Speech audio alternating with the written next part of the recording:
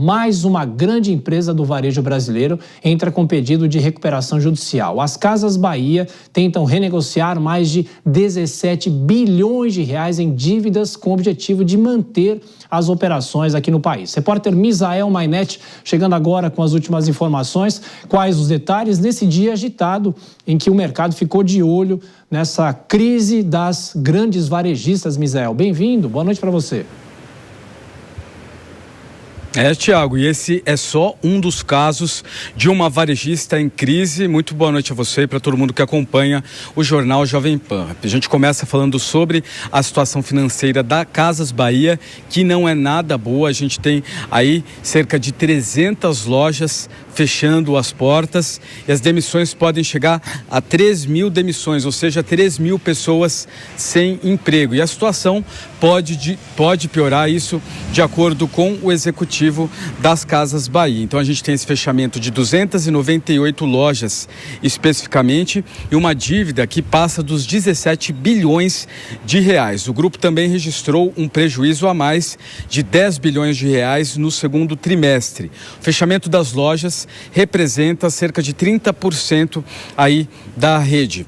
De acordo com informações que foram divulgadas pelas Casas Bahias, o corte atinge cerca de 2 mil funcionários neste momento, mas pode chegar a 3 mil, com estimativa aí, infelizmente, de aumento. O Sindicato dos Comerciários de São Paulo anunciou que pretende questionar judicialmente a demissão em massa. Numa conferência, o presidente executivo da Casas Bahia, Renato Franklin, ele afirmou que a empresa não trabalha com a expectativa de melhorar a economia no próximo ano. Olha só o que ele falou: não trabalhamos com melhora no cenário macro. Consideramos que 2027 será pior do que 2026. Imagina só, se já está nessa situação, como que vai ser o ano que vem. De acordo com ele ainda, o fechamento das lojas foi planejado justamente diante da possibilidade de uma deterioração das condições de crédito e do consumo. Ele disse o seguinte: não trabalhamos com melhora no cenário macro. O endividamento vai continuar e algumas alavancas que deram fôlego para o consumo este ano vão criar um passivo no futuro, que pode gerar uma deterioração no cenário do crédito. Ele disse ainda sobre essas cerca de 300 lojas fechadas em uma única só etapa e, de acordo com ele, todas eram unidades que apresentavam um desempenho considerado insustentável. De acordo com ele, lojas que estavam na UTI. A recuperação é uma tentativa de evitar que a crise financeira leve a empresa à falência. O processo permite que as Casas Bahia renegociem as dívidas sob a supervisão da Justiça, enquanto mantém as operações. A dívida declarada pelo grupo passa dos 17 bilhões de reais. Aproveitando a participação aqui no Jornal Jovem Pan, a gente falou das Casas Bahia, mas tem também as lojas Marabras anunciando um pedido de recuperação judicial para renegociar cerca de 140 milhões de reais em dívida. 2 exemplos, infelizmente, negativos, que geram demissão e incerteza na economia brasileira. Tiago? Sem dúvida, nesse momento difícil e também a expectativa negativa para o ano que vem. Misael Mainetti, até daqui a pouquinho. Deixa eu já dar as boas-vindas para Denise Campos de Toledo.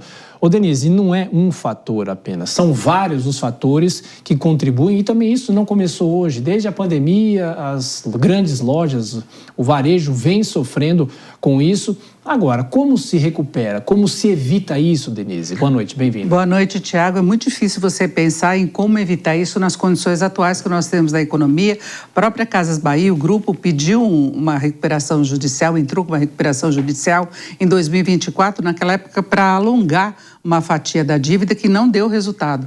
Mas a gente tem a combinação de um longo período de juros muito altos no país, o crédito ficou muito mais caro, a gente fala da Selic em 14%, só que o custo do crédito, capital de giro, rolagem de dívida é muito mais caro. E na medida em que aumentou a inadimplência, o crédito ficou mais restrito também. Em paralelo, houve aumento do custo para as empresas, tem o problema do lado dos consumidores, o recorde de inadimplência, então tem atraso de pagamento, perda de poder de compra, então diminui o movimento. Então são vários fatores levando a essa situação, mas não são casos isolados. Esses pedidos foram do último final de semana, mas nós temos recordes aí. A inadimplência de pessoas jurídicas chegou ao recorde de 9,1 milhões de CNPJs negativados no mês de junho, dá um total de 232,9 bilhões de reais em dívidas atrasadas. E aí nós temos o recorde de recuperação judicial no primeiro semestre, 6.341 empresas, e não só